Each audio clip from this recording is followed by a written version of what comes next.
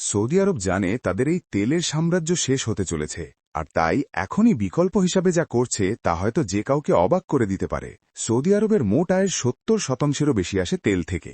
কোনো income tax নেই, বিদ্যুৎ প্রায় বিনামূল্যে, নাগরিকরা সরকারি ভর্তুকিতে জীবন কাটায়। এই পুরো সিস্টেম চলে তেলের টাকায়। কিন্তু বিশ্ব এখন সরে যাচ্ছে ইলেকট্রিক কারে, সোলার এনার্জিতে এবং নবায়নযোগ্য শক্তিতে। সৌদি আরব একটা কথা বুঝে গেছে, যে জিনিস তোমাকে আজ বড় করেছে সেটাই একদিন তোমাকে ডোবাবে, যদি সময় মতো না বদলাও। সৌদি আরব পৃথিবীর সবচেয়ে বড় তেল রপ্তানিকারক দেশ, কিন্তু তারা নিজেরাই এখন বলছে তেলের যুগ শেষ হয়ে আসছে। সৌদি যুবরাজ মোহাম্মদ বিন সালমান বলেন, আমরা তেলের ওপর আসক্ত, এই আসক্তি থেকে বের হতে হবে।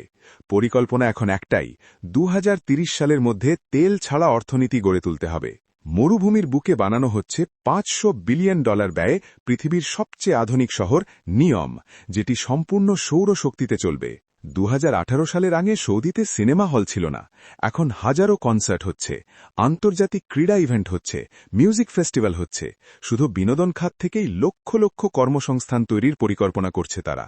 সবচেয়ে অবাক করা বিষয় হল, সৌদি আরবের সরকারি তেল কোম্পানি আরামকো পৃথিবীর সবচেয়ে লাভজনক কোম্পানি, কিন্তু সেই আরামকোর শেয়ার বিক্রি করে সেই টাকা দিয়েই তেল মুক্ত ভবিষ্যৎ গড়ছে সৌদি। অর্থাৎ তেল বেচেই তেলের বিকল্প বানাচ্ছে সৌদি।